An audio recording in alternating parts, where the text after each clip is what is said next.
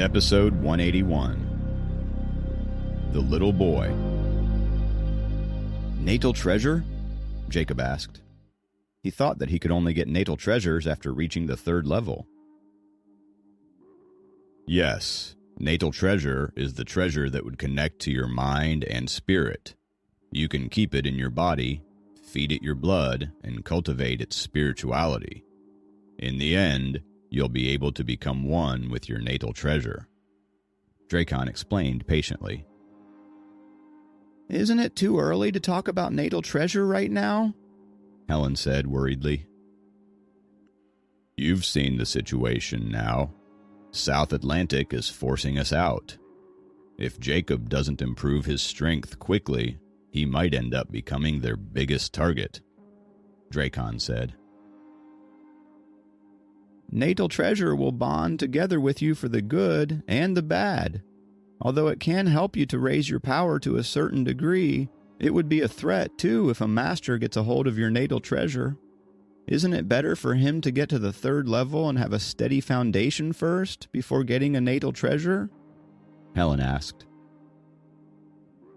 I think it's more suitable for Jacob to hurry up and refine a natal treasure now, as South Atlantic just left, Dracon said and turned to Jacob. What's your take on this? Let's go to the Dragon Palace and see, Jacob said frankly. General Arthur had explained the importance of treasures briefly before, but didn't mention anything about natal treasures. Thinking of choosing a treasure that would join his cultivation from now on, Jacob was pretty excited.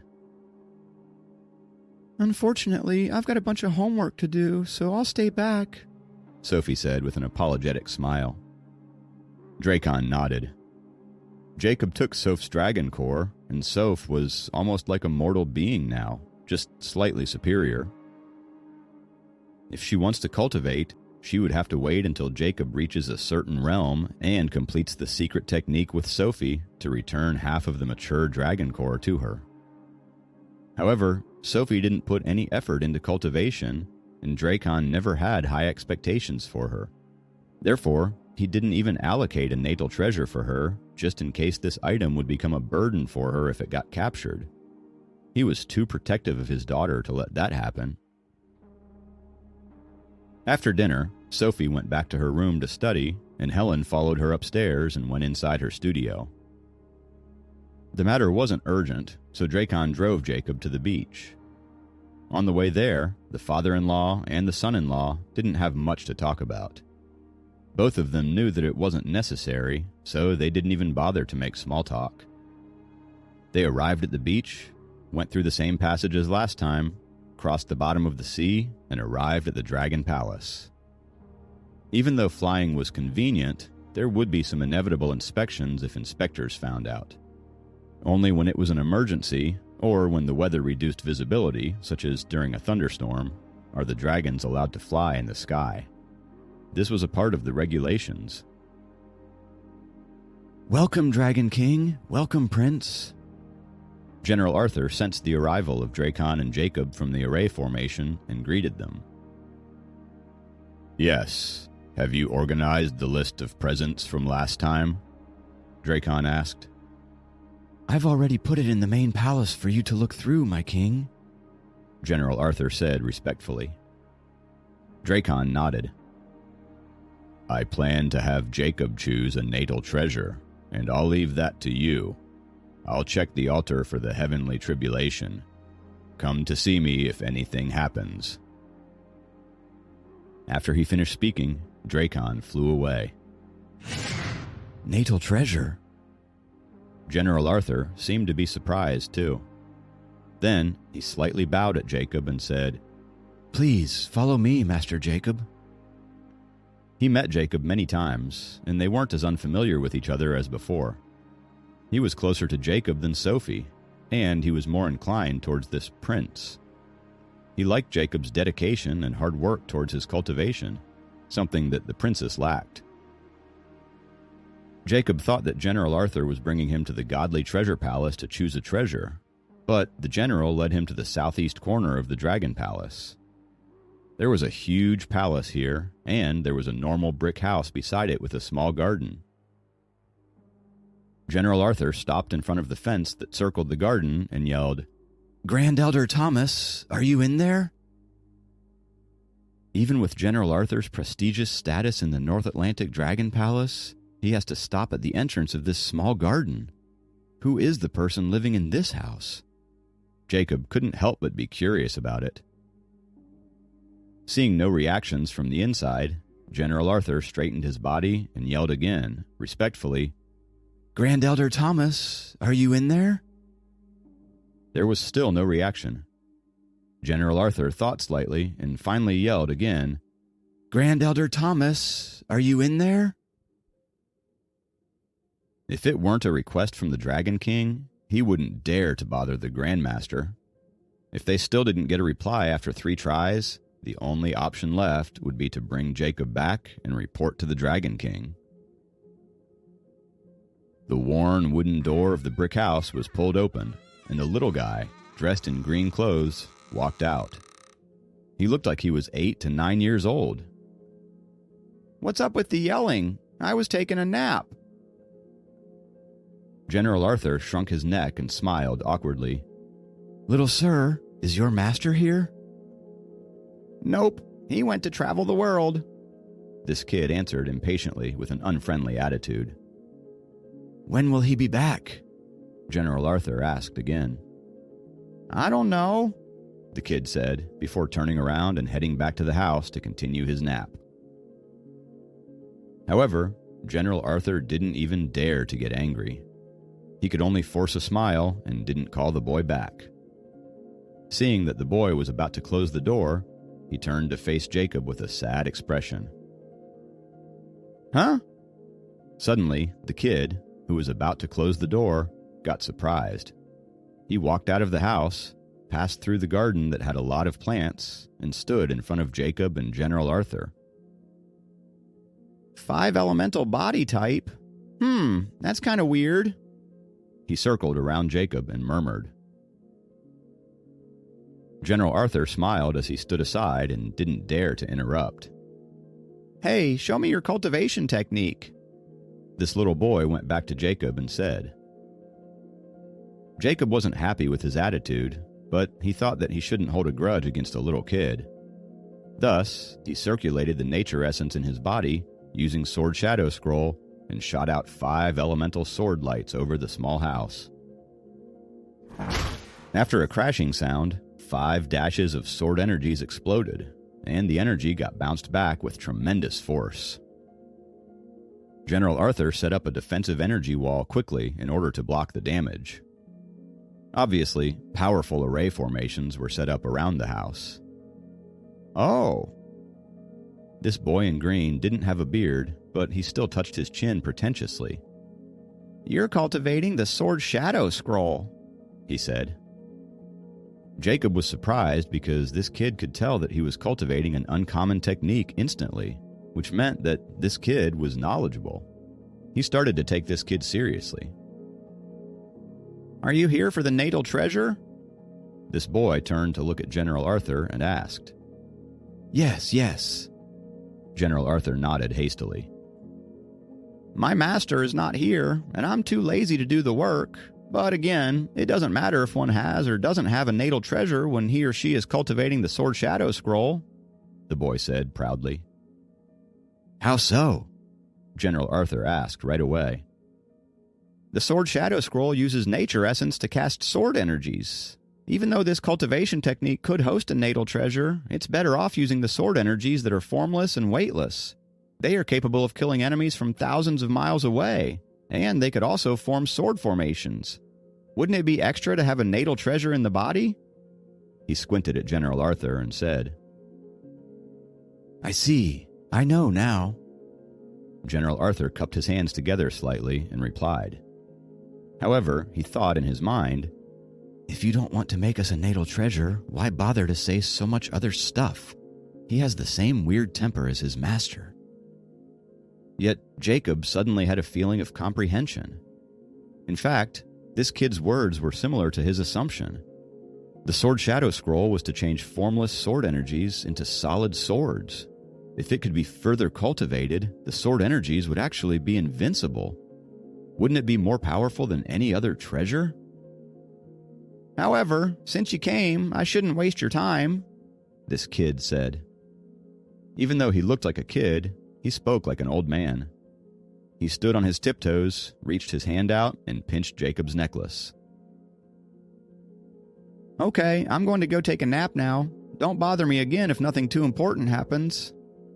The kid waved his hand and returned to the house. Thank you very much, little sir, General Arthur said respectfully.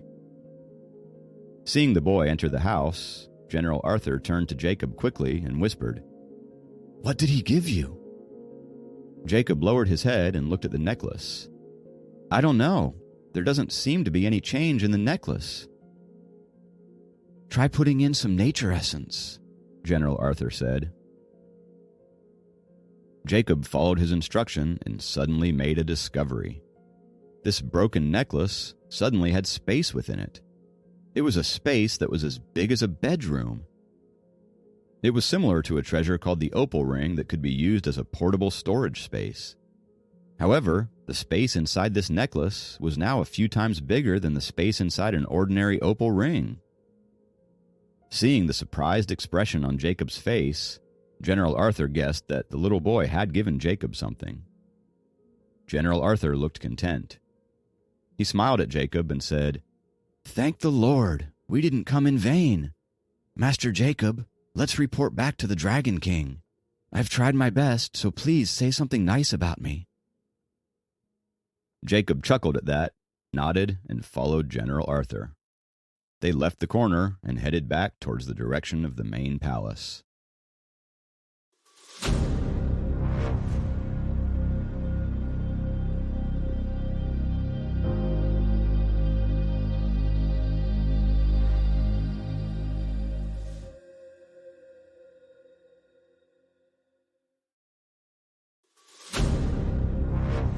Episode 182, Storage Space. What Jacob was shocked about wasn't just the large space inside his necklace. It was the fact that the kid created a space in the necklace with a simple pinch of his fingers. According to General Arthur's explanation from last time, spatial treasures like opal rings were the hardest to create. Also, what was amazing was that the spell needed to open this space was the Sword Shadow Scroll. When that boy created the treasure casually, he also changed the spell of this treasure into the phrases written on Jacob's cultivation technique. When he saw that Jacob was still in shock, General Arthur laughed. Master Jacob, you are very fortunate. This little boy has the same weird temper as his master and rarely gives any kind of rewards. However, he made an exception and upgraded your treasure for you. Who is his master? Thinking of General Arthur's respectful attitude in front of that kid, Jacob asked.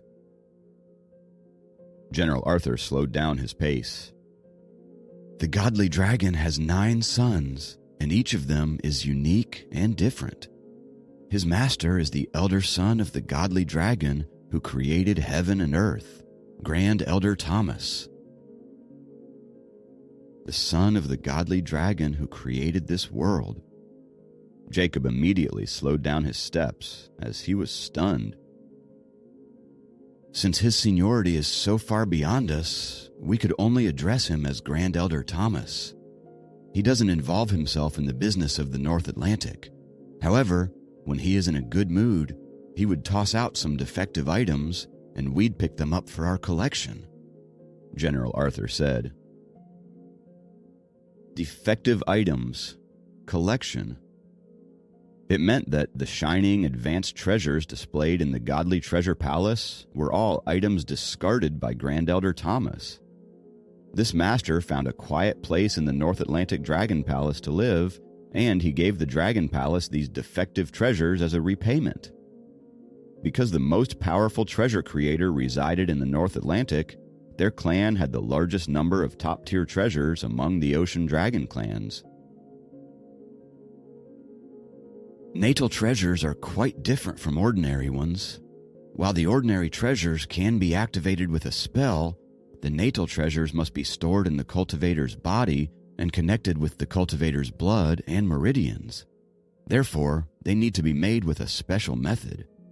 An ordinary cultivator can make ordinary treasures as long as he or she has the materials and enough cultivation realm. However, natal treasures can only be made by special treasure creators, since any minor issues in them would be fatal to the cultivators, General Arthur explained on the way. Today, he took Jacob to the small house to try his luck.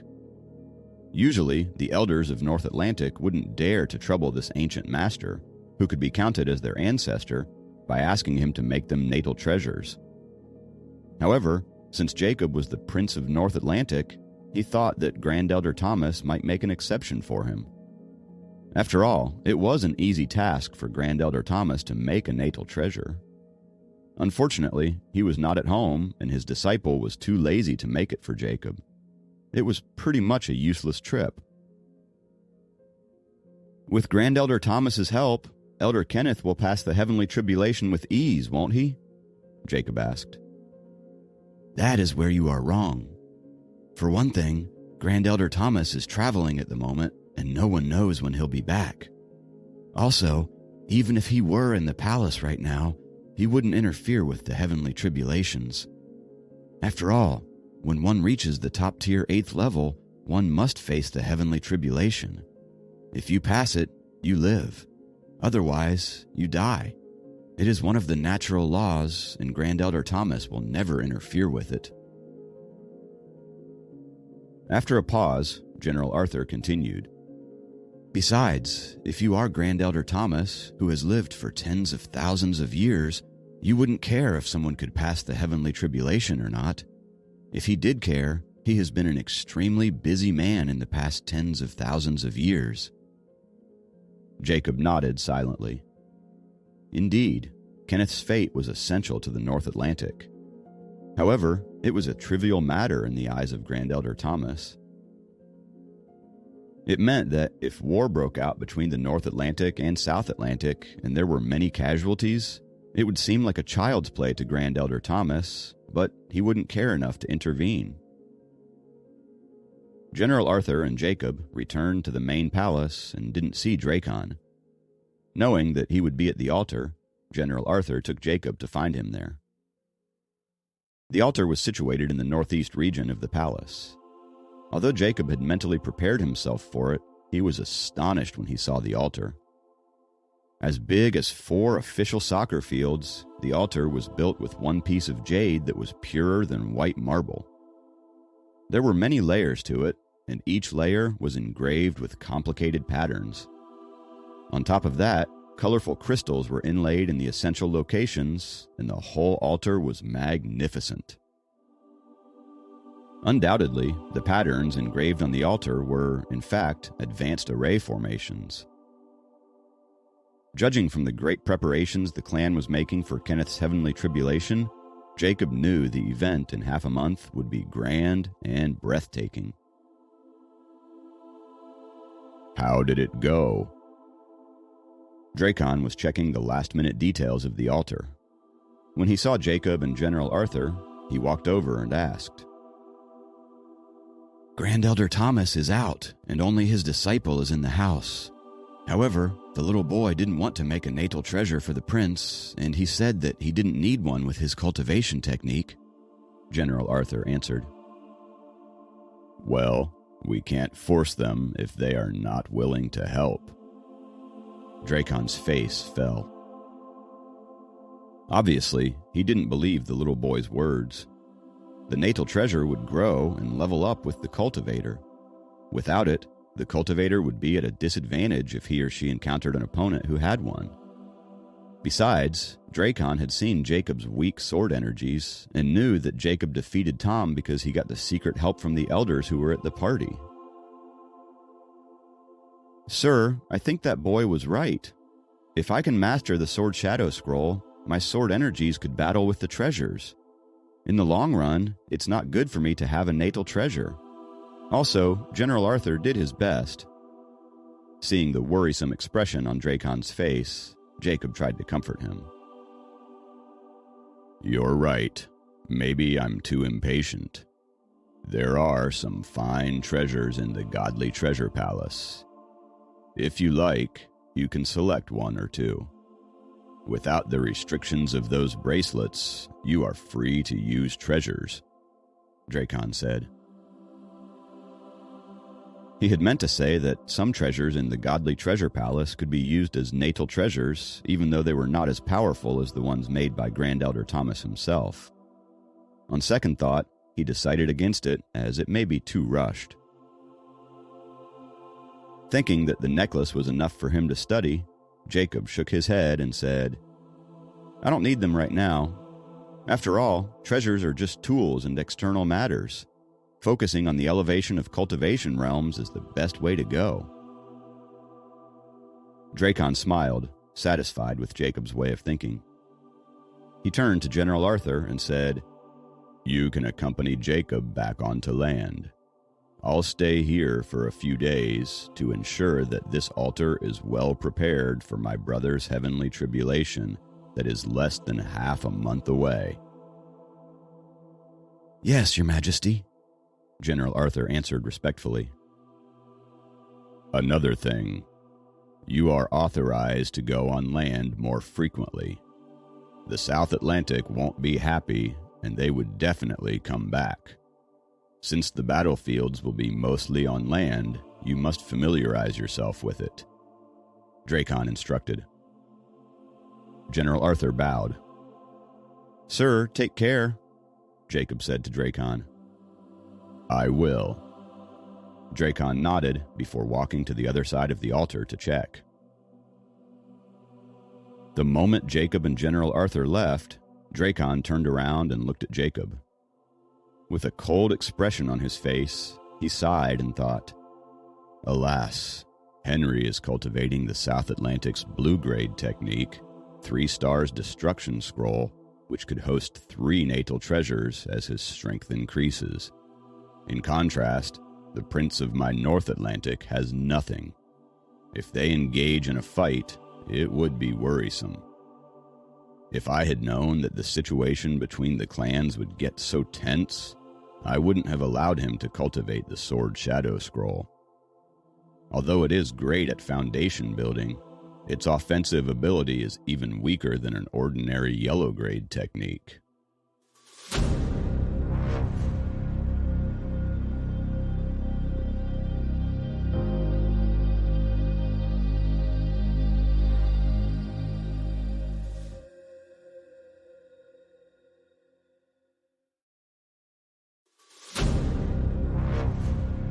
Episode 183. The Ferrari. Back on land, Jacob drove Dracon's car back to the city with General Arthur, who needed to talk to Elder Liam and Elder Frank about some issues. Of course, he was protecting Jacob in some sense. Jacob dropped General Arthur at Liam's apartment building before driving to Sophie's home to return the car. Since it was already 11 o'clock when he got there, Jacob spent the night in Sophie's home. The next morning, the 3 of them had breakfast without Dracon present. "Helen, could you explain the process of going from the first level to the second level to me?" Jacob asked while eating a sandwich. Now that he was on the first level, his agreement with Susan was over. Since he thought that it was not proper to ask her questions about cultivation anymore, he took the opportunity to ask Helen. "It's not difficult for one to get to the second level." Helen poured milk into her glass as she started talking. "You know, unlocking the first opening in the Dragon Core brought you to the first level, and you need to unlock 10 openings to reach the second level. To reach the third level, you need to unlock 40 openings. Jacob nodded, thinking that he was one step closer to second level since he had unlocked 2 openings already.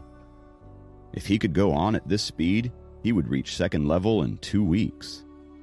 But as the process goes on, cultivation would get harder, and it would probably take longer to achieve that goal. Seeming to have sensed Jacob's thoughts, Helen said, It takes longer for you since you are cultivating the 5 elements simultaneously. Although Dracon has low regard for your Sword Shadow Scroll, I think you are progressing steadily, and that will bring great benefits to your future cultivation." "Thank you," Jacob smiled. Helen smiled as well, and was more appreciative of Jacob. In the past, she just wanted him to take care of Soph and keep her safe with his kindness and patience. But now, seeing his persistence, modesty, and intelligence, she had high hopes for him. Sophie didn't join the conversation, as she didn't have anything to contribute to it. "Oh, you can drive my car today. I ordered the SUV, and I'm planning to drive it back home today. I can't park it in the garage with the Ferrari in there," Helen said. "Okay." Jacob felt a headache at the thought of driving the flashy Ferrari to college. However, it wouldn't be safe if he parked it outside the campus. After breakfast, Helen drove Sophie to her school, while Jacob drove the shiny Ferrari to his university. When he stopped at a red light, Jacob touched the necklace dangling before his chest.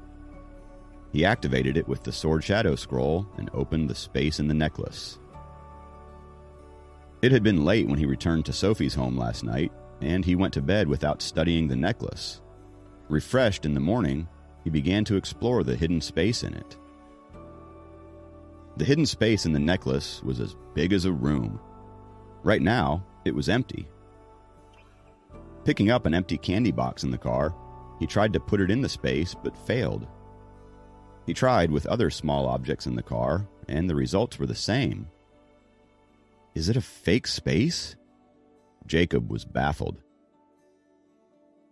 After a moment of consideration, he took off the bell that Jade and Julia gave him and tried to put it in the large space. The space instantly sucked the golden bell inside.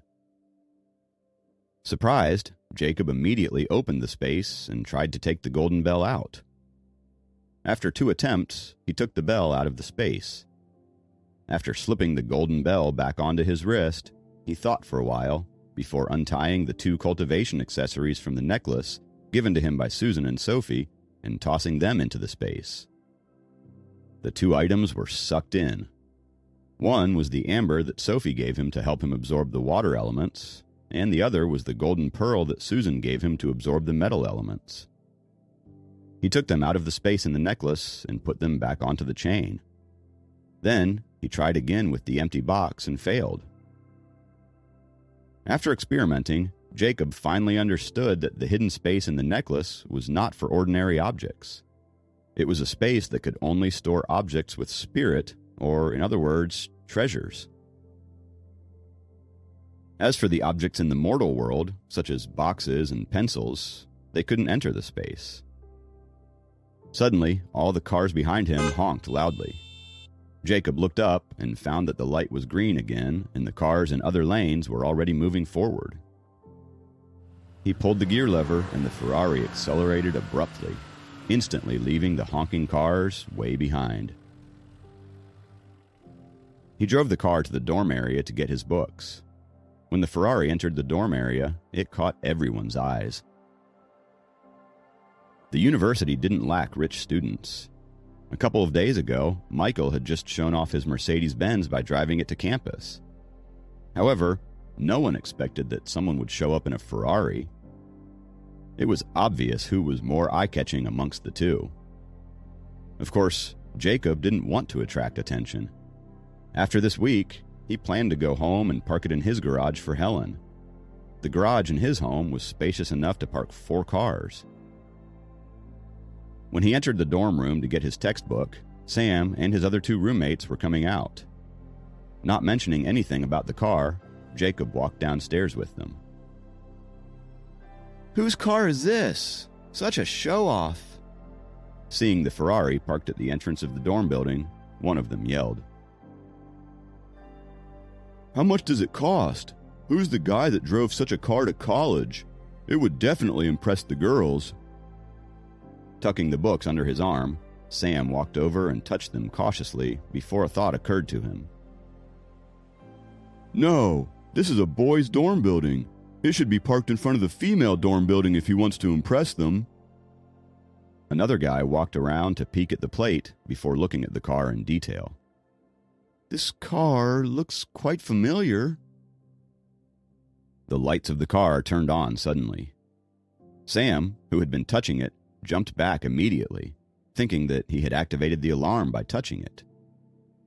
They were surprised when they saw Jacob tossing his bag into the storage space in the car before opening the driver's side of the door and getting into the convertible sports car. "Jacob?" Sam and the other boys yelled at the same time. "I have space for one of you." Sitting behind the steering wheel, Jacob turned to them and said. Sam reacted the quickest. He pushed his roommates aside before pulling open the door and getting into the seat beside Jacob. "Hey, what about me?" One of the guys whined like a kid whose favorite toy was taken away. "You'll be next." Sam pushed him out. Jacob chuckled and started the car, leaving their two roommates behind. "Dude, you are rich." Sitting in the car, Sam couldn't contain his excitement. The car drove out of the dorm area and onto the campus. Jacob just nodded with a smile as a response, and his swag looked fake in Sam's eyes. The feeling of driving a Ferrari was indeed different. Although they drove slowly around campus, Sam enjoyed himself very much as the girls on the road cast glances at them. Kathy was riding a bike before them. She glanced at the Ferrari when it passed her, and she froze when she saw that the driver was Jacob.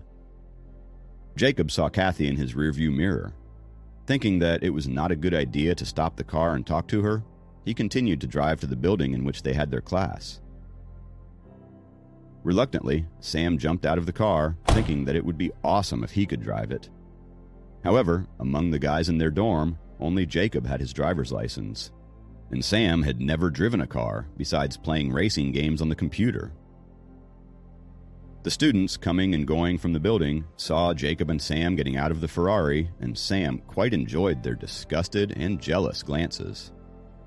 Sam was usually disgusted with the behavior of rich kids, but he felt different when he was on the other side of the glass. With the automatic key, Jacob locked the car and raised the roof. Sam was envious of this, and he was also regretful that he couldn't drive it, even if he could get the key from Jacob. They entered the classroom. Shortly, Kathy, her roommates, and others came into the room. His friends trotted over, still panting. "Tell us the truth. Are you in a sugar baby kind of situation?" From the looks of it, they had been chasing the Ferrari to the classroom. "Okay, I'll stop messing with you. Someone loaned the car to me, and I'll return it after this week," Jacob said. "How could someone loan you a Ferrari so casually?" Sam widened his eyes. "When did you make such a rich friend?"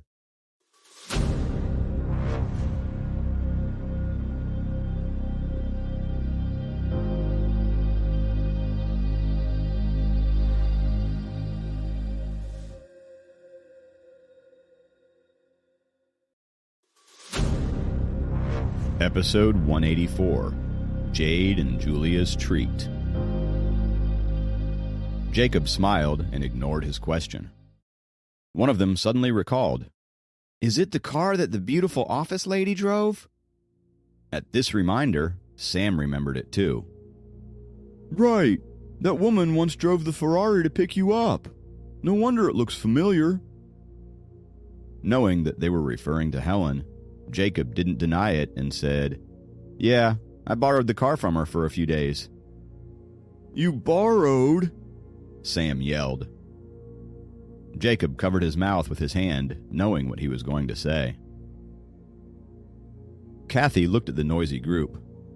Glancing at Jacob, she sighed slightly. "Kathy looked at you again. You are indeed charming with that Ferrari."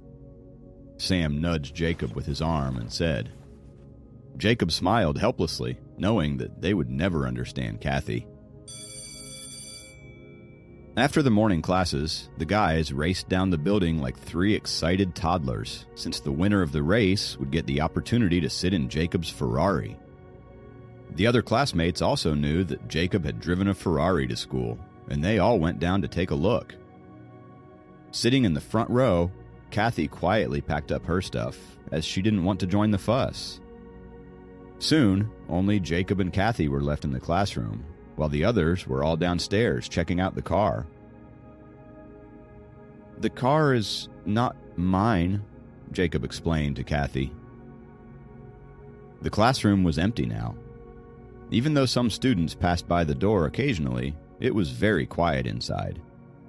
The sunlight shot through the windows and landed in the room, reflecting on the empty desks. "Okay," Kathy nodded. "You don't have to explain anything to me." "Are you okay?" Jacob asked as he noticed that she looked a little tense. Pretending to be packing his books, he still stood in the back row. "Yes, I'm fine. Don't worry," Kathy said in her clear and casual voice. Then she put the books into her bag before standing up. Speechless, Jacob watched Kathy walk to the door of the classroom. "Oh." Kathy looked back suddenly when she reached the door and said, "There's no class after 2 this afternoon, and I plan to visit my old school, Cherry Grove High School. Do you want to go with me?" Jacob froze for a moment before nodding. "Okay." "Your friend Sophie goes there too, doesn't she? You can visit her while you're there." She walked out of the classroom after giving him a bright smile. Jacob packed up his books hurriedly. When he walked out of the classroom through the rear door, he saw Kathy going down the stairs on the other side of the corridor.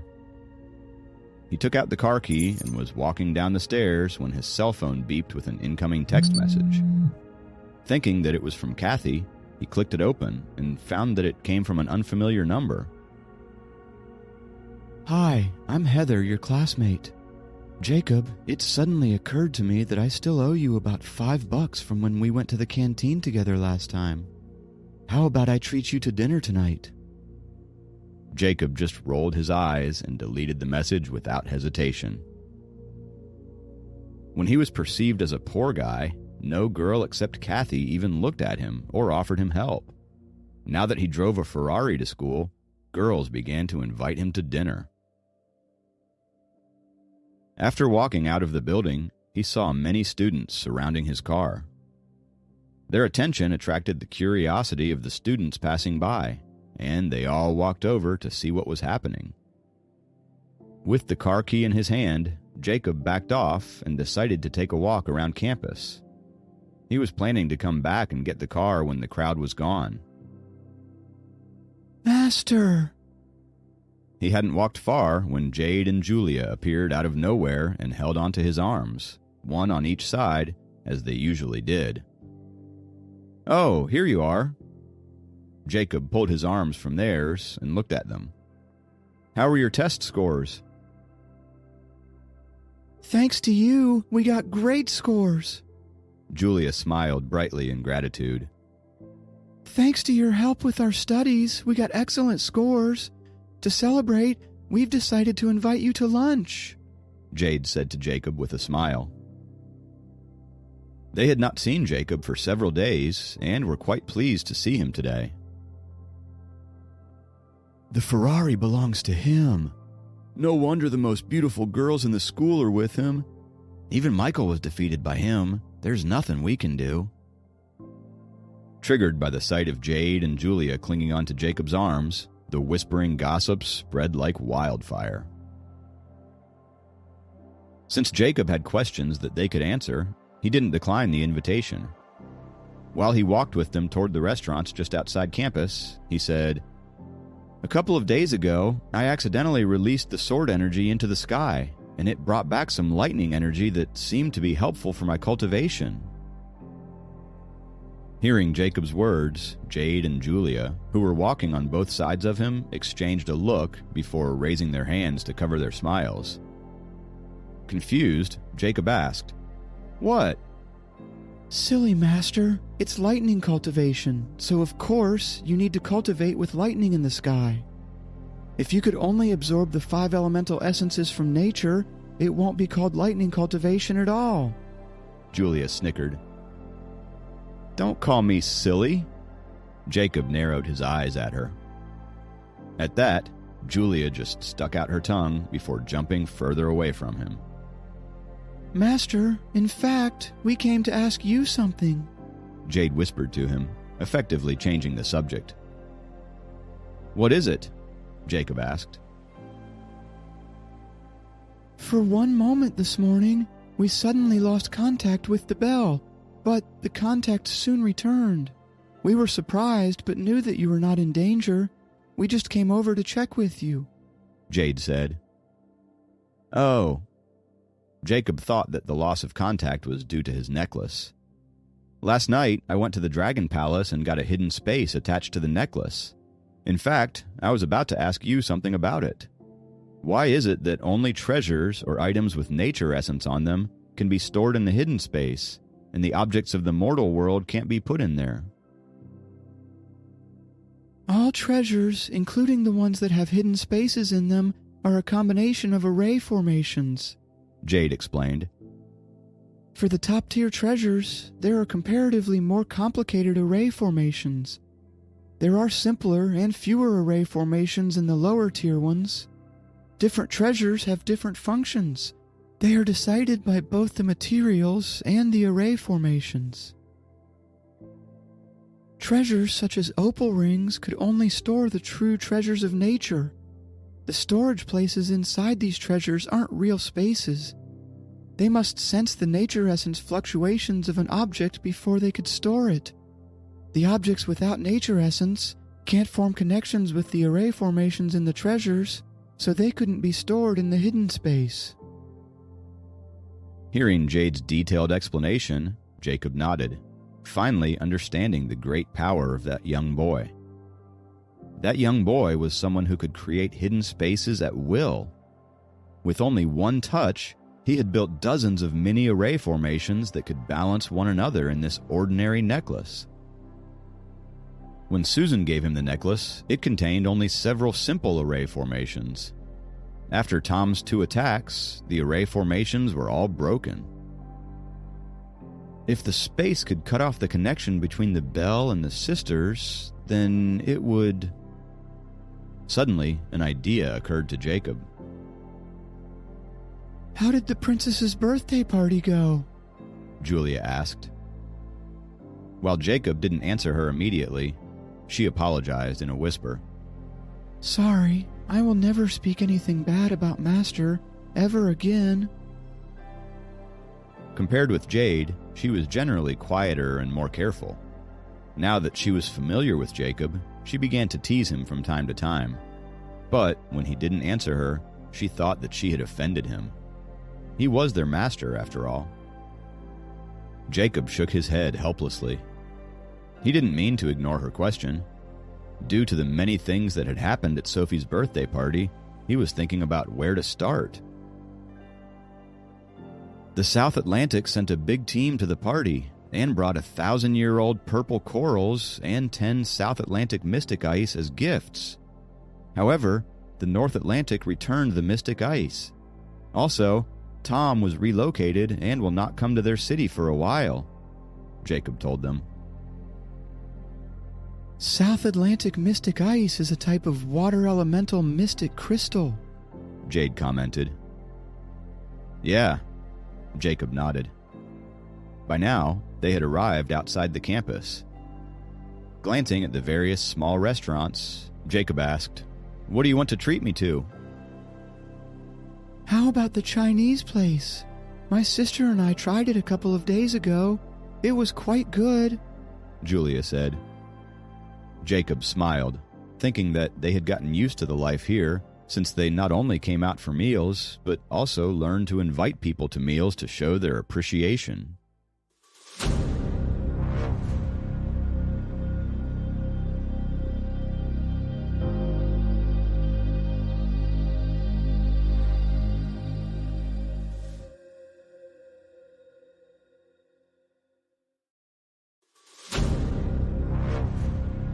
Episode 185, Back to School. They walked into the restaurant, and Jade ordered several dishes they had tried last time. Then she turned to Jacob again and said, South Atlantic Mystic Ice is a mystic crystal of the worst quality. The dragon cultivators can reach the 7th level with the help of this mystic crystal, but it will be tough if you want to reach the 8th level with it.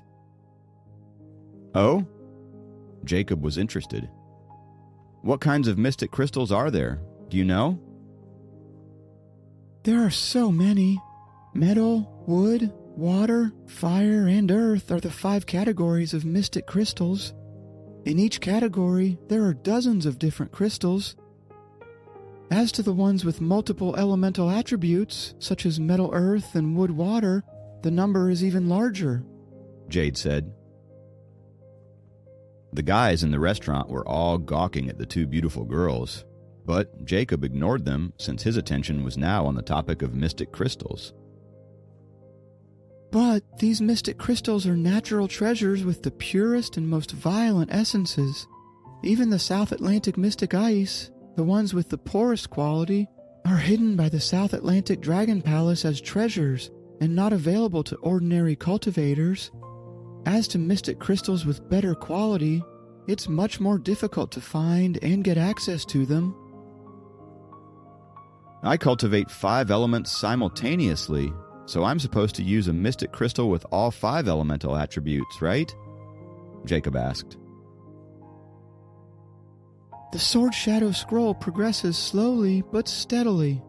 The more openings you unlock in the Dragon Core, the more difficult the process will get.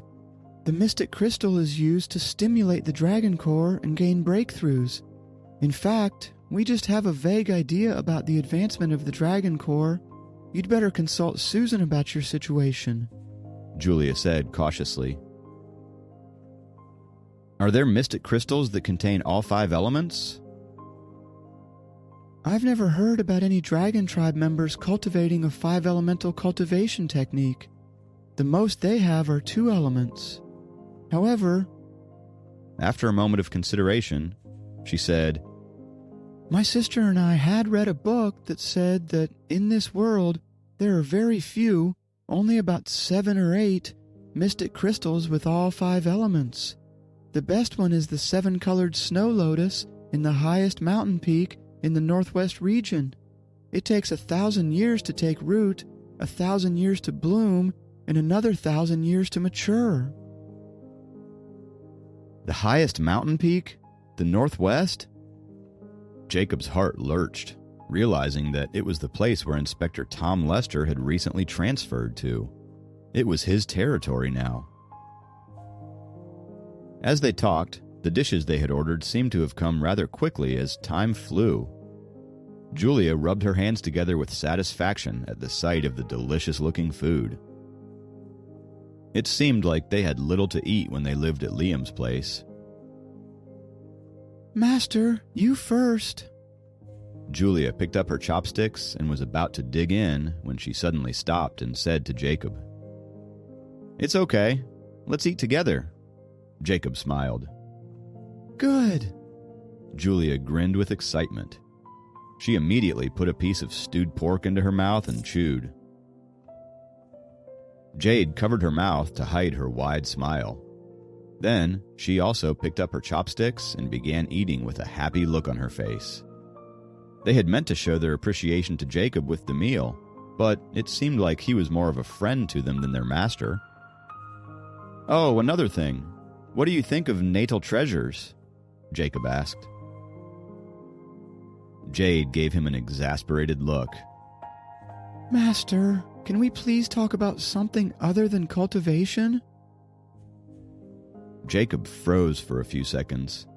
He realized that he did ask them an awful lot of questions and never really talked to them about anything else. So, he thought for a while and said, Okay, I'll stop with these questions. By the way, how's your studying going? We have caught up with the class now. As for our daily lives, we live on campus during the weekdays and go back to Elder Liam's home for the weekends and holidays. A couple of days ago, a guy in the class got flowers for Jade. Julia said with a sweet smile. Nonsense. They were meant for you, but delivered to me by mistake. Jade rolled her eyes at Julia. Julia lowered her head and chuckled. It may be difficult for most people, but with the amount of time he spent with them, it was getting easier for Jacob to tell them apart. Jacob knew that a lot of guys would pursue Jade and Julia. However, he didn't think that any mortal man could meet their standards. With more than half of their cultivation strengths being restricted, they were still in the realm of the 7th level. One day, when they fully recover their strength, probably even Kenneth wouldn't be a match for them. They began to chat about the things in their class and the college with pleased expressions. They all hung out like any normal group of friends would. After lunch, it was almost time for them to return to campus for classes. Jade stood up without hesitation and paid for the meal with a wallet thick with bills. Obviously, it was the pocket money that Liam had given them. It was just part of the payments that Liam gave to the 2 helpers of the 7th level on behalf of the clan. After getting out of the restaurant, they walked back into the campus. Master, give us your hand, Jade said suddenly. What is it? Alarmed, Jacob kept his hands close to his body. We'll measure the 5 elements in your body. Jade raised her hand to cover her smile, finding Jacob's reaction comical. Okay. Jacob extended his hands. Jade and Julia each took one hand and held his fingertips. Metal, 15%. Wood, 16%. Water, 34%. Fire, 20%. Earth, 25%. Well, your elements became a little unbalanced again. The water element has gained the biggest percentage. You must make more efforts on the absorption of metal and wood elements in the future. Julia released Jacob's hand and said, Okay. Jacob nodded as he made mental notes of their assessment. Suddenly, a thought occurred to him. You just measured them by holding my fingers. Then why did you make me take off my shirt last time when you did it? Standing on either side of him, Jade and Julia exchanged a look and snickered. Before Jacob could ask any more questions, they ran away. Jacob was shocked for a moment before he realized that the girls had been pranking him the other day. He got his books before walking to his class for his professional course given by the college. 2 hours later, the class ended, and so did the day. It's my turn, my turn! When the bell rang, signaling the end of the class, his roommate yelled. He wanted to have a taste of sitting in a Ferrari. After all, Jacob would return the car at the end of the week, and he would have no chance to sit in it anymore. Sorry, Jacob stood up with his books, but Kathy and I need to run an errand. Kathy? His eyes widened. Things do change when you drive a Ferrari. Jacob, you didn't dare to talk to her for more than 1 year, and now you're driving around with her. Jacob hit him on the head. We have an errand to run out of the campus. Ignoring the guys who were protesting, he walked to the front of the classroom. Kathy, let's go. Okay. Kathy nodded and handed her bag to her friend. Please take this to the dorm for me. Her friend stared at Kathy with shiny eyes. Although she was not a snob, she was still a bit envious when she saw that Kathy was going to take a ride in the Ferrari with Jacob. Hey Sam, take it to the dorm for me. Jacob tossed his bag to Sam. I'm a delivery boy again, Sam complained in a loud voice. Jacob and Kathy smiled before hurrying downstairs. Since their classmates had admired the Ferrari at noon, no one was around the car now. Kathy got in the car while Jacob started the engine. Did your parents buy it? Kathy turned to ask him. We can't afford it. It belongs to Sophie's mom, Jacob said with a bitter smile. Oh, her family is very rich then. Kathy said in a low voice. She knew Sophie as the girl whom Jacob was tutoring. In her mind, that girl was Susan's cousin and was hostile toward her. Jacob didn't answer. He smoothly drove the car out of the main gate of the campus. In Kathy's eyes, Sophie was only a spoiled princess of a rich family. She would never think that the girl was actually Jacob's fiancée. She wouldn't have believed it even if Jacob had told her so. Instead, she thought Jacob was close to Susan, and Susan was the one who introduced Jacob to Sophie's family. After all, without the connections to Susan, no one would loan a sports car that was worth millions of dollars to a college student.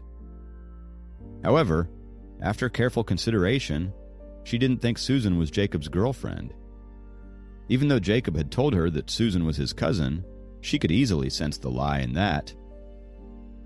When the car arrived at Cherry Grove High School, Kathy got out of the car and told the guard the name of the teacher she was going to visit. Kathy looked like such a good student that the guard came over and opened the gate without a fuss. Just when Jacob drove past the gate, he accidentally activated the Sword Shadow scroll and suddenly saw the middle-aged guard emit a deep blue aura. The guard checked everyone who entered the school. Obviously, Sophie's plainclothes bodyguards were everywhere.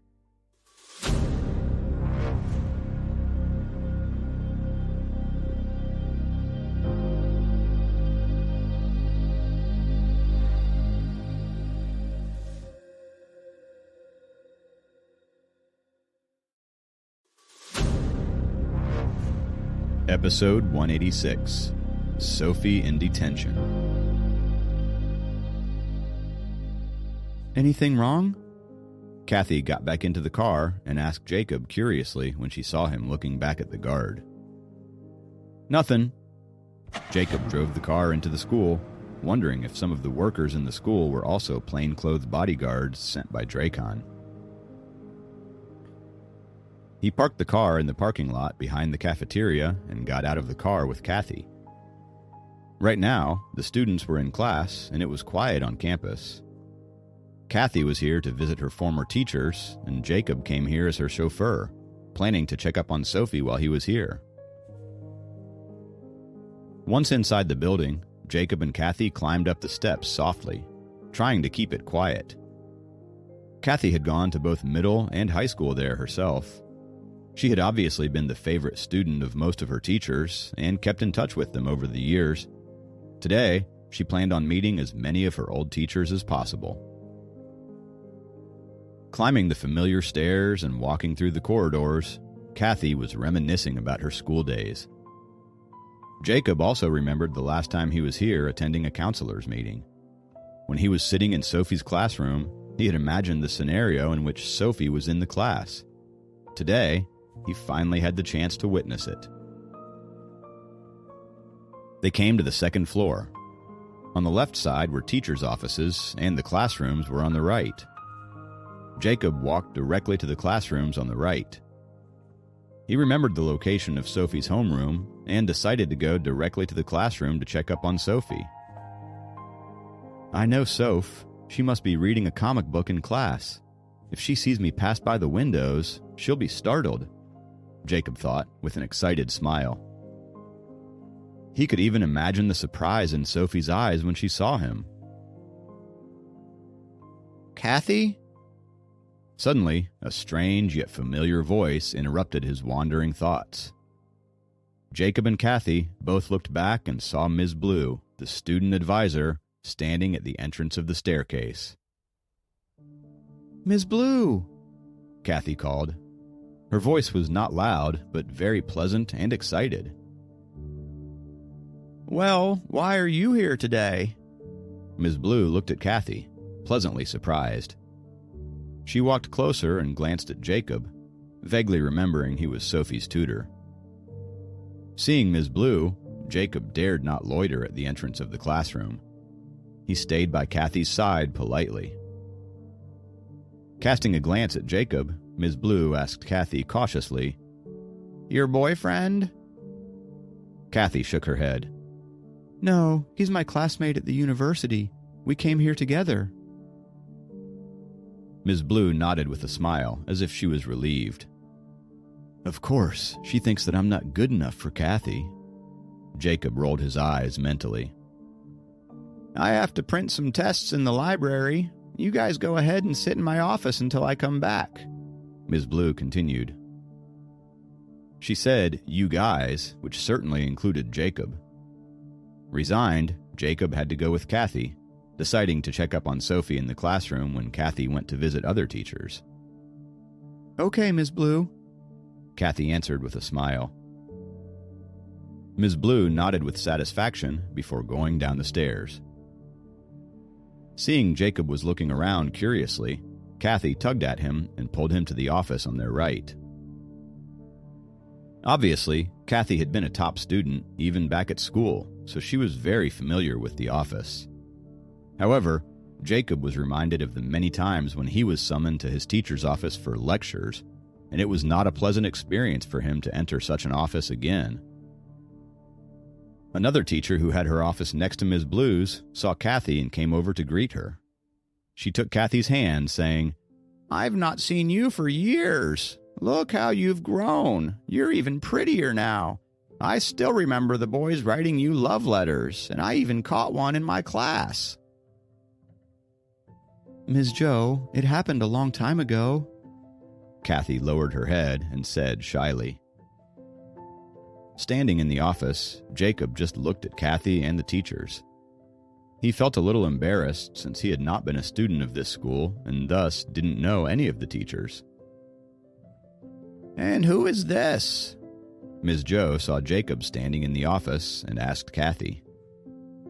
This is Jacob. He's my classmate in the university, Kathy explained. They both greeted each other politely, and then the teacher took her attention back to Kathy. Jacob felt it would be weird to talk to her. After all, she was not his teacher. They kept talking, and then Kathy asked, Are you quite busy these days? Of course. I'm overwhelmed, Ms. Joe complained. The students are getting more and more rebellious. Just today, I caught one copying someone else's homework in class. Oh? Kathy pulled out a chair and sat down before beckoning Jacob to sit beside her. Just when Jacob was dragging a chair over to her side, Ms. Joe turned toward a corner and asked, Sophie, I think your detention time is over. Jacob turned his head and saw behind the piles of papers on the desk, Sophie was sitting there with a book and her teeth gritting. Jacob was utterly stunned as he and Sophie gazed into each other's eyes. Sophie suddenly stood up, walked in front of the teacher with a stern face, and said, forcefully, I'm sorry. Ms. Joe turned to Sophie. You don't sound very sincere. Sophie gritted her teeth and gasped for some air. Her face turned green from the embarrassment. Jacob sat beside Ms. Joe so he could clearly see Sophie's reaction. Why? Did I say something wrong? Ms. Joe put on a serious look after seeing Sophie's reaction. Was it my mistake to catch you cheating on your homework in class? Sophie looked unconvinced, which made Ms. Joe even sterner. She said to Sophie, Let me tell you, don't think that you are all perfect just because you did well in the midterm. Your English grade is still one of the lowest in the class.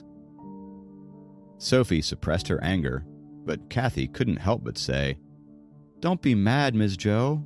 Good grades come gradually, and copying someone's homework is only a rare occasion. I don't need you to speak up for me, Sophie said sharply as she stared at Kathy. But that only made Ms. Joe sterner. What kind of attitude is this?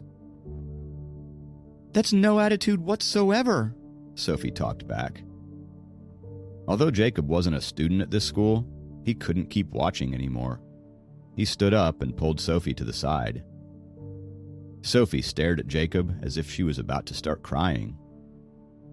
Save yourself some words. Jacob patted her arm lightly. He used to be scolded by his teachers and knew that the best one could do was to apologize and show regret for the mistake. There would never be a good outcome if one were to talk back to the teacher. What's the matter? Sophie's class advisor, Ms. Blue, walked in and spotted Sophie, who was almost about to quarrel with Ms. Joe. Sophie was a bit scared of the class advisor. Thus, her toughness suddenly decreased a lot. She kept her mouth shut, still holding a sullen expression. Jacob finally relaxed. He pulled on her arm, but she pulled it back, wanting to handle her situation on her own. Ms. Joe, there's no need to get into an argument with a student, even though they don't behave, Ms. Blue said to the teacher. Then she waved at Sophie and said, "Come over here." Sophie gritted her teeth and walked to her. I asked different teachers for your homework, and I know you copied all of this weekend's homework. Let's put that aside and answer this question first. What did you do this weekend? Ms. Blue seemed to be nice, yet her eyes were staring at Sophie sharply. Sophie kept quiet, but Jacob knew that she went to visit his grandmother with him this weekend. It is true that you have shown some improvement in your midterms, but getting into trouble like this while your grades are going up would definitely affect your studies. Do you know that? Ms. Blue continued. Sophie wanted to explain, but didn't know where to start. She wasn't sure what Ms. Blue meant by trouble. Don't think that I don't remember that guy. What was his name? Jake or something, right? He climbed over the wall to see you while you were in PE class a few days ago, right? Ms. Blue continued to ask. Sophie and Kathy both shivered at Ms. Blue's words. Kathy turned to Jacob, but Jacob didn't know where to look all of a sudden. Were you hanging out with him this whole weekend? Ms. Blue asked again.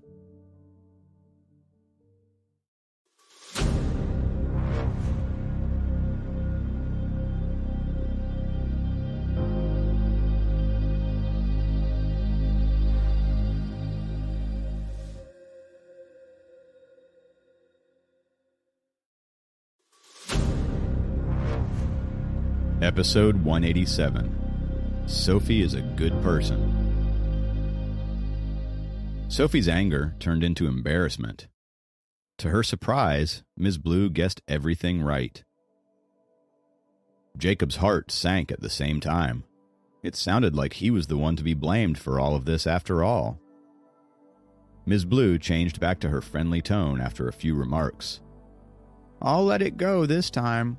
Go back to class. Sophie walked immediately toward the office door after hearing that. Ms. Joe was relatively young and new to teaching high schoolers, and she didn't want to let it go. Ms. Blue, are you letting her go just like this? She asked. What else can I do? Ms. Blue pulled her drawer open and said, She gets in and out of detentions as if she owns the place. Jacob sighed slightly, thinking, Sophie is just like me when I was in school. Quite a detention master. And you, Ms. Blue turned to Jacob and said to him, as her tutor, you need to tell her to focus on her studies more. Jacob thought, I tell her to study every day. If it weren't for me, she wouldn't have done so much better in her midterms. Ms. Joe turned from angry to surprised when she found out that Jacob was Sophie's tutor. How are you lately, Kathy? You should be a second-year student now, right? Ms. Blue asked Kathy. Yes, I'm in my second year, and midterms have just finished as well, Kathy answered softly. Good students like her had always been popular among the teachers. Jacob felt awkward standing between them. He sneaked to the door and said to Kathy, I'll go take a walk outside. She gave him a sweet smile and said, Don't go too far. You might get lost. Jacob nodded and got out of the office. He felt the stress inside the office, and he was a lot more relieved. While standing outside, he vaguely heard Ms. Blue asking Kathy quietly, "How do you know that guy again?" "He is actually pretty nice, and I know Sophie as well. She's a nice girl." Kathy tried to defend Jacob and Sophie. Jacob went to the balcony of a classroom ahead of him. He looked into the window when he passed by Sophie's class and saw Sophie doodling on her blank notebook in her seat, which was located in the front of the classroom. A few students turned to him as they noticed someone at the window. Sophie looked over as well. However, she immediately looked down at her notebook as soon as she saw Jacob. She put more force on her pen as if she was mad at the pen. Their geology teacher was explaining air pressure on the whiteboard, and he noticed the weirdness on Sophie's face. He called out her name and asked her to answer a question, but Sophie couldn't explain it at all since she wasn't listening. She looked at Jacob by the window and blushed in embarrassment. Jacob smiled, thinking it really was not her day. He walked onto the sports field next. After a while, he figured it was about time that Kathy finished chatting with her teachers. He swiftly went back to the office that he was in earlier. Ms. Blue looked up from the homework that she was grading and said, "Kathy is in the office next door." Jacob stayed at the door and asked, "Could I talk to you for a bit, Ms. Blue?" Ms. Blue stood up in surprise and walked out of the office. Jacob felt strangely nervous facing a high school counselor like Ms. Blue. However, he took a deep breath and said, "Actually, Sophie is not that bad at all. She is under a lot of pressure at the moment. Please be more patient with her. She skips classes, is rude to the teachers, and reads comic books and magazines in class. Aren't those enough?" Ms. Blue asked Jacob. "Maybe she's not very obedient, but that doesn't mean she's not a good person," Jacob said. Ms. Blue stared at Jacob as he looked into her eyes sincerely. "Maybe my way of judging students is one-sided and too simple. However, the improvement in their grades is the best indication of their hard work. If Sophie can rank in the top 6 in the finals, I will change my view of her," Ms. Blue said. Jacob thought for a bit and nodded. "Okay." He stood there silently for a moment before heading toward the other office. Kathy pushed the door open and walked out of that office at the same time. She was surprised to see Jacob and Ms. Blue outside of the office and asked, "What's the matter?" "Oh, he's asking me about Sophie.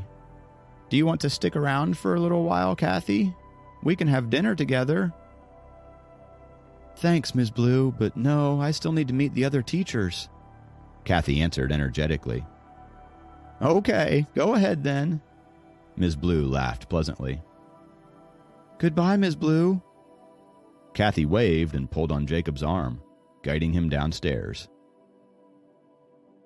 Ms. Blue watched them and smiled as she shook her head. She thought Jacob was a bit presumptuous when she first saw him at the meeting, but now her opinion of him was slowly changing. Kathy glimpsed at Jacob as they got out of earshot. "I'm going to visit some more teachers. Are you coming with me, or do you want to take a walk around campus?" she asked. "I'll take a walk and take you back later," Jacob said. "All right, I'll treat you to dinner." Kathy laughed happily. On the sports field nearby, 3 classes were having PE. The boys were running, while the girls chatted on the railings beside the sports field. It was almost identical to what happened when Jacob was in school. He found a step to sit on and silently cultivated the Sword Shadow scroll as he watched the boys running on the sports field. One can put natural treasures in the space in the necklace, but not the invisible nature essence. Jacob wanted to store some natural essence in the necklace so that he could make use of it to accelerate his cultivation speed, but it seemed like it wouldn't work that way. According to the test results given to him by Jade and Julia, Jacob especially emphasized the absorption of metal and wood elements. Susan's golden pearl could assist him with the metal elements, but he needed to rely on his own efforts to absorb wood elements.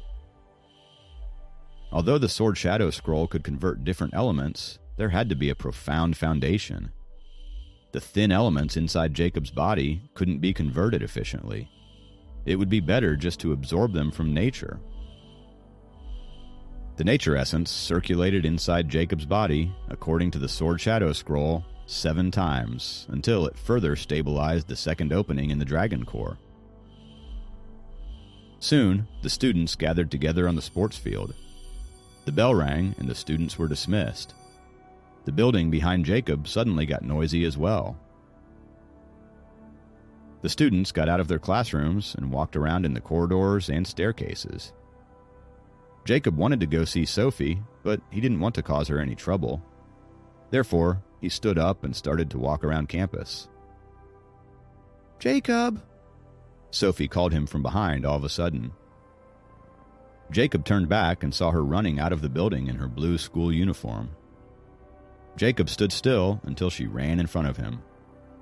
What are you doing here?" she asked, panting a little. "I'm here to see you," Jacob said. "Where is she?" Jacob asked. Jacob knew she was asking about Kathy. He shook his head and said, "She should be with the teachers." Sophie nodded and sighed. "You really got in on the live action there, didn't you?" "It's all right. I was exactly like you in high school. I'm sorry that you were busy the whole weekend because of me." He apologized, as he had been meaning to ever since that moment in the office. "It's not really your fault. Mom always asks me to work on my anger," Sophie told him with a little embarrassment. She didn't want Jacob to see this side of her, the rebellious high schooler, but it always ended up coming right in front of him, in the form of Ms. Blue. She couldn't believe a calm person like Jacob could be as rebellious as her in his school, and didn't want to come off as immature in front of him. Adding insult to injury, Kathy was there too. The girl looks like the human embodiment of a perfect student. Lately, everyone seemed to be looking at Sophie and Kathy from the same lens. It was nerve-wracking, to say the least. Sophie had no interest in competing with Kathy. They were two different people with different qualities. But getting yelled at like that in front of her wasn't exactly ideal.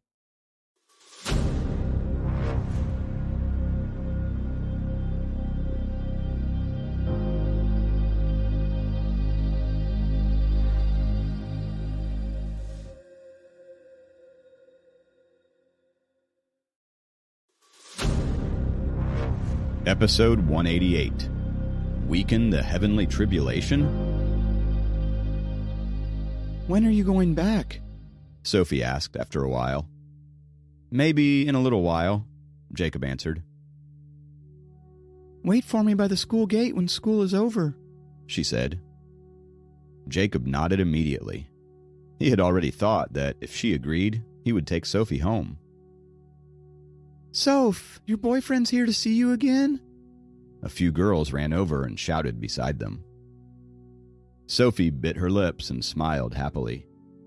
She turned around to whisper something to them. The girls nodded and smiled as they ran away.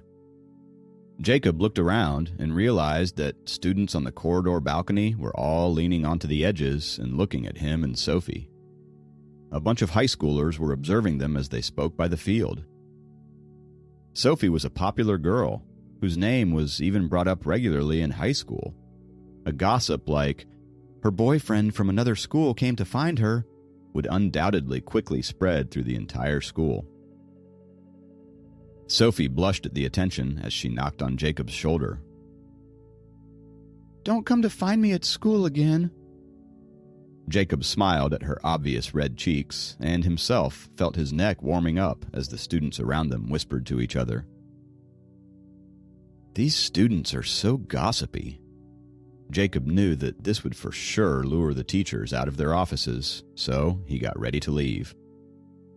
At this time, Sophie suddenly stepped forward and said in the quietest voice possible, Can I get a hug? Jacob thought he heard her wrong amongst all the commotion from the students. Hug, she said, and stepped half a step forward into Jacob's arms. This was the first time he hugged Sophie. Jacob's face was blushing down to the neck as the murmuring around them got louder. Jacob knew that this was only fascinating to them, as they had never seen Sophie like that with anyone before. She had quite a scary image at school. Not everyone could approach her. "What are you looking at?" A skinny teacher dashed out of his office. Jacob suddenly turned and ran away after seeing how the situation had changed. Since he was on the first level, he could run as fast as if he was flying. He disappeared into the tree's shade in no time. Sophie touched her hot cheeks and said to one of her friends as she lifted her head, "Come on, I'll buy you lunch." The two of them walked away under everyone's stare as if nothing happened. The celebrity of the school finally stirred up a tornado. Jacob could feel his heartbeat speed up when she got wrapped into his arms. It was not less powerful than that of the small lightning cloud tribulation. He didn't know what came over Sophie suddenly that she hugged him. It was probably the exhaustion of the bad day she was having, even though it was only around 2. He knew that she needed comfort and familiarity at that moment, which he was more than happy to be the source of. Jacob rushed out of the area and headed toward the other building he had seen Kathy walk towards. Kathy was just walking out. She saw Jacob and immediately waved at him. "Hey, Jacob." Jacob walked over, and Kathy noticed the blush on his cheek. She blinked curiously and asked, "Why is your face so red? Is it too hot outside?" "Oh, it's all right." Jacob put his hand on his forehead and replied, You're done visiting your teachers?" "Yes, though some of them have been transferred to other schools." Kathy nodded and looked up at the sky. "It's still a bit early for dinner. Why don't we take a walk around the school?" Jacob thought, there's nothing to do anyway when I get back. Plus, I could kill some time and pick up Sophie after school. He agreed and said, "Let's go." Kathy smiled and walked beside Jacob. As another bell rang, the students all went back to their classrooms. A few boys hastily passed by Jacob as they chatted with each other. "Bro, weren't you interested in Soph? Her boyfriend just came here to see her. They hugged on the sports field outside the building, and they probably kissed, too." "Damn it, where'd you hear that from?" "My sister just texted me. She witnessed the whole thing." As they went by, they couldn't help but peek at Kathy. They were probably wondering why they hadn't seen this beautiful girl in the school before. Of course, they didn't pay any attention to Jacob. They would never have guessed this was the guy who just hugged Sophie in public. Kathy didn't pay attention to the discussion because her hearing wasn't as acute as Jacob's. She walked with Jacob as they moved forward slowly and quietly, checking out the trees, flowers, and small ponds in the school. The school was quiet. This was the last class of the day, so there were no PE classes. The entire sports field was empty and silent. The sun, right above their heads, was giving out warmth and poured a layer of gold on the sports field. They strolled on the track side by side. Jacob looked down at the lines and stepped on the white starting line. They were both quietly walking in the bright sunset. The red tracks with white lines reminded Kathy of her middle and high school years, and Jacob of the athletic games at the university not too long ago. After taking a walk along the sports field, they went to the library, the music center, and everywhere else. Kathy cherished the memories of her school years. "I fell here once." She pointed at the stairs outside of the library as she lifted her right sleeve. "See, the scar is still here." Jacob looked over and saw a tiny scar on her pale skin. He took another look at the stairs and nodded, as he could imagine a little Kathy bounding down the stairs and tripping over. When I was in school, I had always wondered where Jakey was studying. Kathy smiled in delight and said, But I never imagined that you would be just 2 blocks over at Ridgewood High. Jacob could imagine Kathy's quiet yet persistent lifestyle during her school years. She probably read books in the classroom during breaks. She most probably didn't have many friends, as she kept to herself and daydreamed by the side of the sports field during PE class. The sunlight was dimming slightly, and it was about time for the final dismissal. I'll treat you to dinner, Kathy said. Don't worry about it. I still need to take Soph back. Let me drive you back to the school first. Actually, I still owe you a meal for the notes you lent to me last time. Jacob walked to the parking lot and said, You don't have to take me back if you need to wait for her. I'll just take a bus. It's pretty convenient anyway. Kathy walked to the school gate as she said this to him. Jacob called her once, but she went through the small door and got out of the school without looking back. Jacob sighed as he went into the parking lot and started the Ferrari. The doorman opened the door for him, and he drove the car outside of the school gate and waited on the side of the road. The final dismissal bell rang. A few minutes later, all the students walked through the gate. There were some other cars at the school gate picking up students. However, none of them were as luxurious as Helen's Ferrari. Sophie got out of the school with some of her classmates, and she waved at Jacob. Jacob was easy to spot and very eye-catching in this flashy car. Sophie ran over cheerfully with her bag on her back and got in the car. Students were gossiping about them when they saw that. Sophie pinched Jacob's cheek as soon as she got into the car. She looked happy to finally be over the long day she had at school. Jacob immediately started the car and dashed out under everyone's stare like a rich kid. As the vehicle moved forward, Sophie glimpsed at Jacob and asked, She left? Her tone showed some hostility toward Kathy, which is something Jacob wasn't very used to. You really hate her? Jacob turned to her. I guess there's just nothing that I like about her. Sophie shrugged and looked forward. She was telling the truth. She didn't really view Kathy as a competition for Jacob's affection, as she thought that she was above all that. She tried to be, at least. But she hadn't really found anything to like about Kathy till now. Both of them were polar opposites and probably didn't share anything in common. And the fact that people seemed to naturally start comparing them whenever they stood in the same room didn't help at all.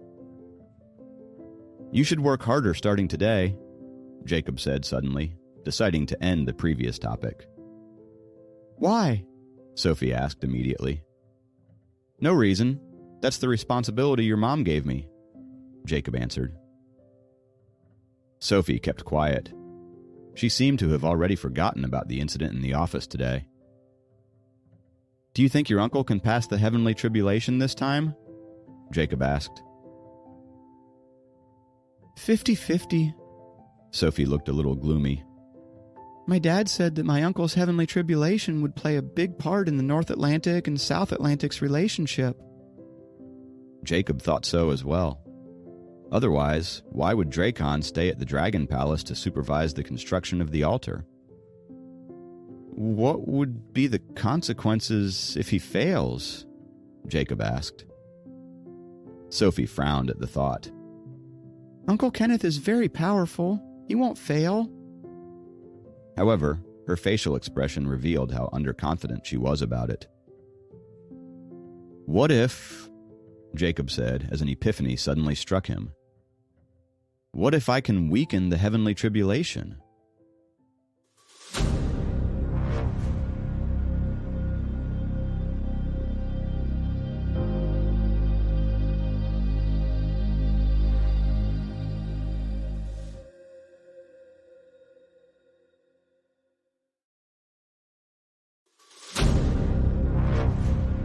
Episode 189, The Eighth Heaven.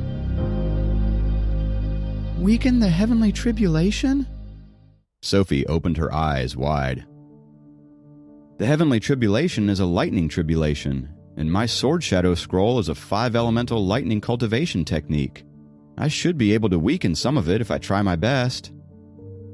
Sophie thought for a bit and shook her head. "We don't know what kind of tribulation he's faced with this time. If it's the simplest 5 lightning tribulation, which is the thunder lightning fire tribulation, he should be able to pass with his power.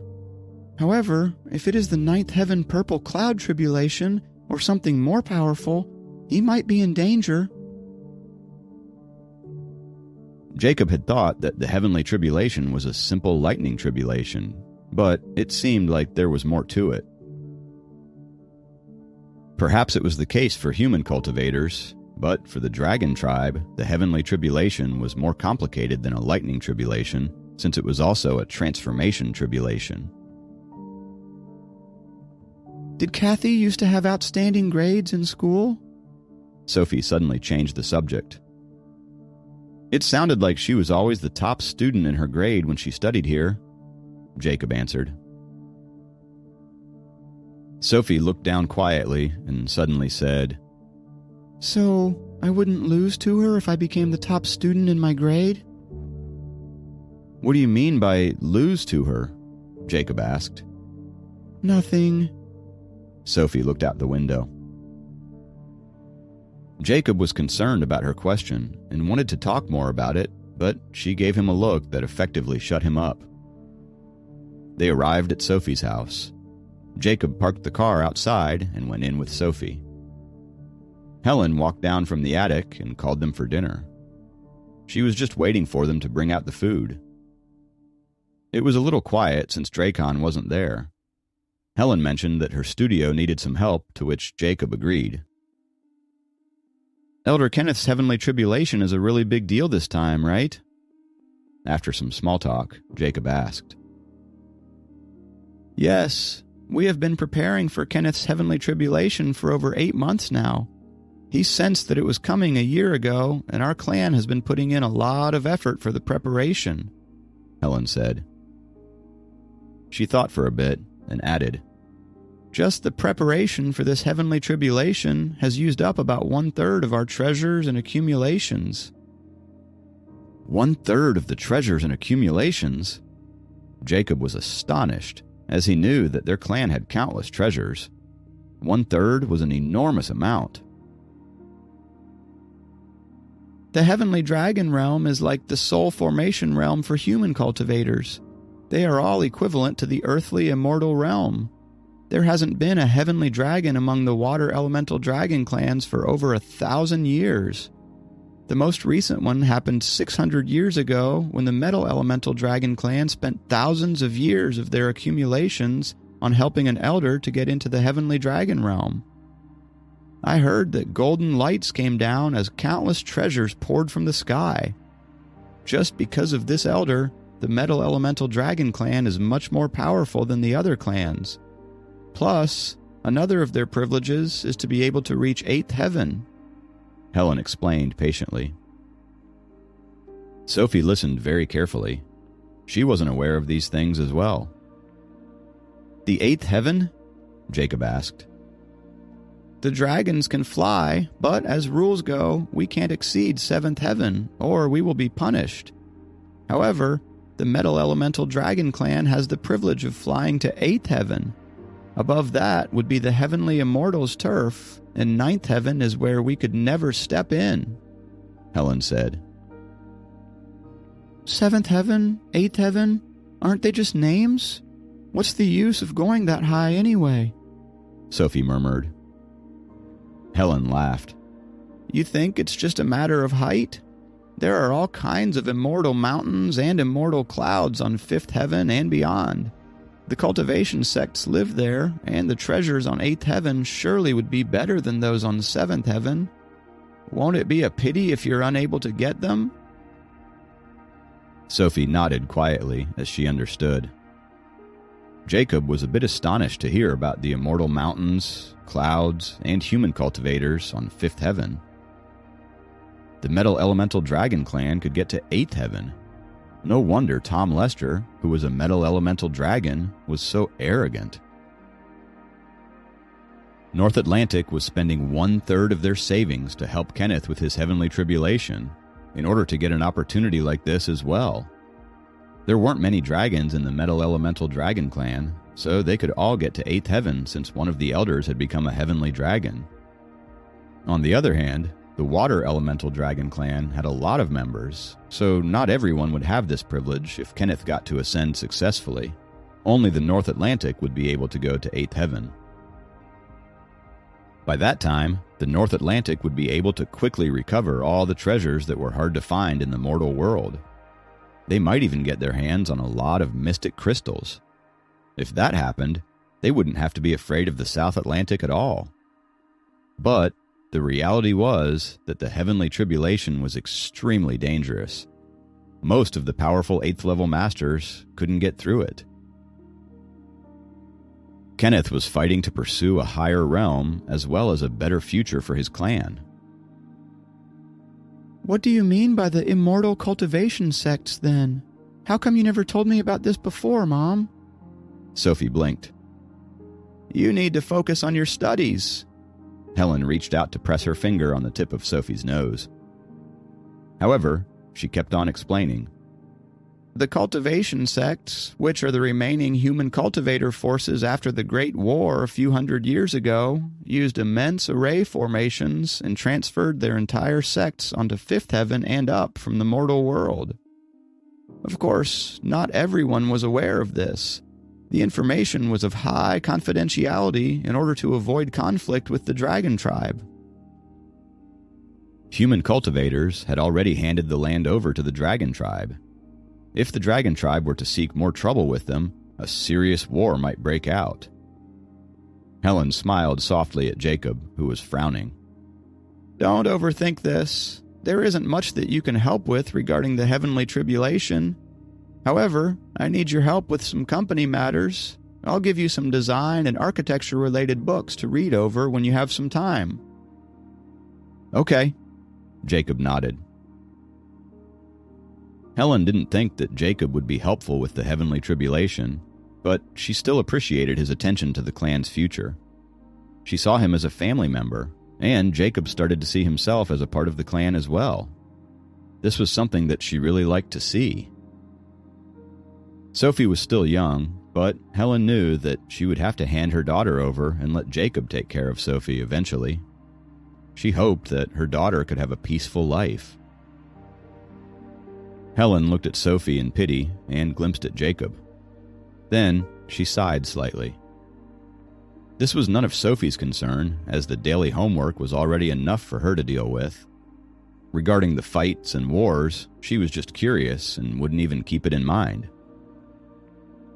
After dinner, Jacob began tutoring Sophie. He planned to give her an overview of the courses in the next semester. He began with math and gave her an outline for each chapter. After all, senior year math was a little tricky. He wasn't even sure why she was taking it. In her pajamas, Sophie pursed her lips but listened quite attentively. Jacob sat on the wooden chair next to her. Shoulder to shoulder, they put their heads together to figure out a plan to increase Sophie's efficiency. Their arms would bump into each other whenever one of them moved. Now that they were more familiar with each other, Sophie was no longer alarmed about these small accidental touches. When Jacob tutored her earlier on, she had always kept a distance of 0.5 meter and was always cautious. Sophie was quite smart, and her only problem in the past had been her reluctance to study. Since she had listened attentively, when Jacob quizzed her at the end of the session, she came up with the right answers promptly. Someone knocked on Sophie's door.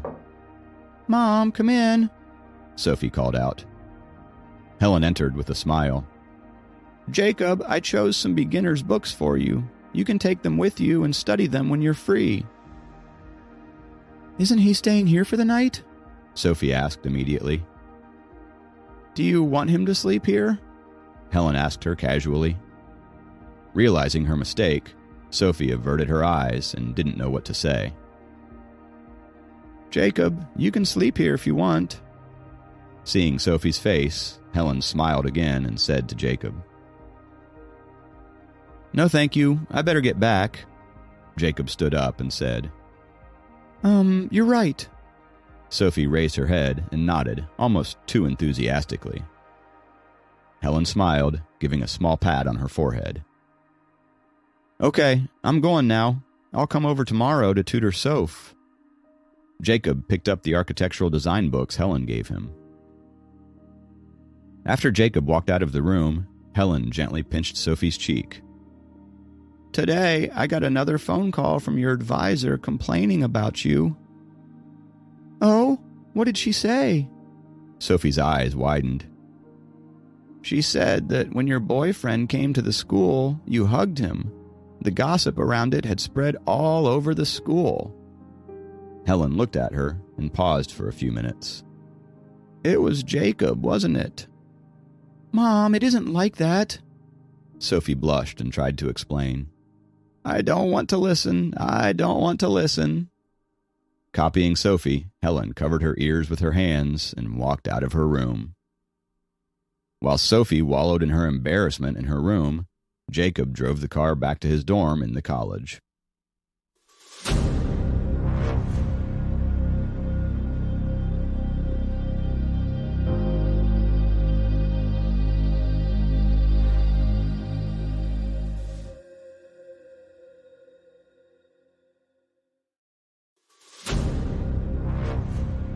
Episode 190, Dragons All Around. When Jacob got back to the dorm, Sam and the others rushed over and insisted that he should buy them a meal. After all, they were traumatized by Jacob, the winner in life, who had lunch with Jade and Julia and drove around with Kathy.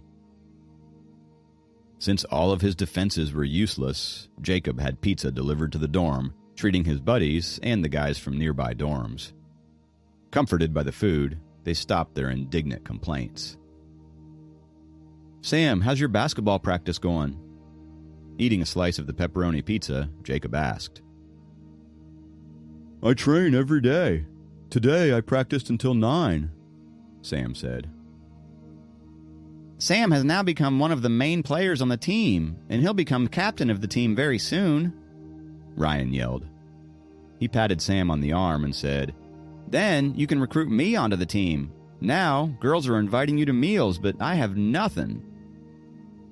You're not good enough. Sam lightly slapped his hand off. Sam is awesome. The whole team is under his command. Another guy chimed in. Is it because Kyle's going abroad? Jacob asked. How did you know? Sam asked curiously. Then it dawned on him. Oh, Kathy must have told you that. It's no big deal. Since he's been busy recently, he let me act as the temporary captain. Temporary captain. Most likely, Sam would be the captain after Kyle moves away. Yeah, Sam is a big hit in college now. Girls are trying to date him, and some even went to the stadium to watch him practice. I should have joined the basketball team too. Some guys lamented regretfully. Jacob grinned and asked Sam, "When does this year's season begin?" The first match is next week. We were one of the best last year, so we don't have to compete with the universities in our city and have advanced directly to the second round. We'll have an away match with a team from another city.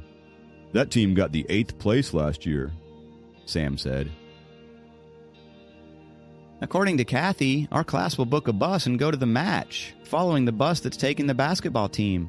Since it's only a 2-hour drive from here, Kathy said the trip would be counted as a class activity and hoped that every one of our classmates could go and cheer on the team. However, she insisted on paying for the bus from her pocket instead of using the class fund, Ryan announced, like the group's personal news reporter. Since Jacob hadn't been living in the dorm all that much, he was not aware of the goings-on of the class. He guessed that Kathy paid for the class trip so that more people would be willing to go and cheer for Sam. The guys got excited when the topic of the class trip came up. Jacob didn't join their discussion. Instead, he carried the architectural design books to his bed to read. Below fifth heaven is the mortal world. Above fifth heaven is the world of the cultivators, and above ninth heaven is the world of immortals. Suddenly, Jacob remembered what Helen had told him. The dragons could move freely in the ocean, on the land, and below eighth heaven. However, they couldn't freely enter the territories of the sect. The North Atlantic Dragon Clan had a history of more than 1,000 years, and the prominent sects probably also had a history as long as 1,000 years. If the 6 major sects didn't drag each other into the fierce war, which resulted in a substantial change of human cultivators, those dominant cultivation sects wouldn't be forced to ascend to fifth heaven and up, and the dragon tribe wouldn't be able to get control over the land. Susan said that it had taken a great risk for her to get the metal water mystic crystal. Now, thinking about it, maybe she had ventured into fifth heaven and had stolen or grabbed it from one of the powerful sects. Otherwise, she would never have found such a natural treasure in this mortal world. Here, even South Atlantic mystic ice, the lowest grade water elemental mystic crystals, were treated as superior treasures. Due to a large number of dragons and their simple cultivation process, a lot of them had reached the 3rd level, which was equivalent to the 3rd realm of human cultivators. If a war broke out between the dragon and human cultivators, the dragon tribe would prevail, since they had more mid-ranked cultivators, and that was why the major cultivation sects went to 5th heaven. Well, I wonder what these cultivation sects look like. Jacob couldn't help but wonder. He dozed off, and the morning came in the blink of an eye. As usual, Jacob went with his roommates to eat breakfast in the cafeteria before going to class. The difference was that his Sword Shadow Scroll was now in constant circulation, and the Dragon Core was automatically absorbing the essence from nature. He activated his nature essence and found that the middle-aged lady selling hamburgers was emitting a pale blue light. The guy drinking soy milk had a bright blue light. The girl in a black dress, who was messing with other girls around her, had a green light. The guy checking his cell phone had a gray light. A teacher with glasses had a red light. A middle-aged man who was driving on campus had a yellow light. And in the distance, the man working out in the small forest had a green light. Among the large group of people milling around in the school, they stood out, even though there weren't that many of them. After reaching the 1st level, it was the first time Jacob realized exactly how many dragons surrounded him. The masters, who were 2 realms higher than Jacob and could conceal their auras from him, and the inspectors, who could completely conceal their presence, couldn't be detected by Jacob. Therefore, there might be even more dragons around him than what he saw. The dragons merged into the mortal world. If they didn't cultivate the techniques of the dragon tribe, other cultivators wouldn't be able to tell their identities. He looked at his roommates and found no lights on them. After all, there weren't that many dragon cultivators compared with the number of mortal beings. Metal, wood, water, fire, earth. White, green, blue, red, yellow. On his way to the class, Jacob didn't see a single person with a white light, which proved the rarity of the metal elemental dragons. Most of the auras Jacob sensed were blue.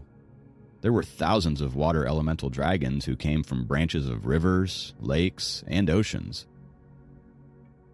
The brighter the light, the higher the realm the cultivator was in. Jacob looked down at himself and saw that the light on him was very dim. It meant that the other cultivators could tell that he was only on the 1st level. No wonder they ignored him. Although Jacob had gotten out of the kindergarten level by breaking through the spirit concentration scroll, the 1st level was actually the level of elementary school. In the circles of the dragons, if one were lower than the 3rd level, he or she would be ashamed to greet others. However, Jacob was cultivating 5 elements at once, so he was equivalent to 5 first-level cultivators. Entering the classroom, Jacob glanced around and found no cultivators here besides himself. Kathy walked in with her backpack, talking and laughing with her friend. Jacob looked at her carefully and saw no light on her.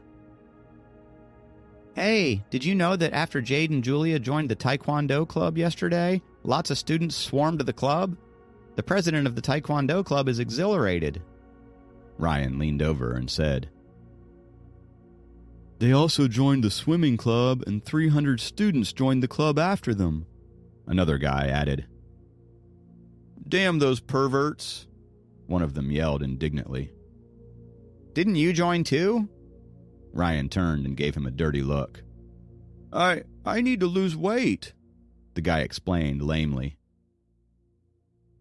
Jacob rubbed his forehead, wondering what the girls were up to.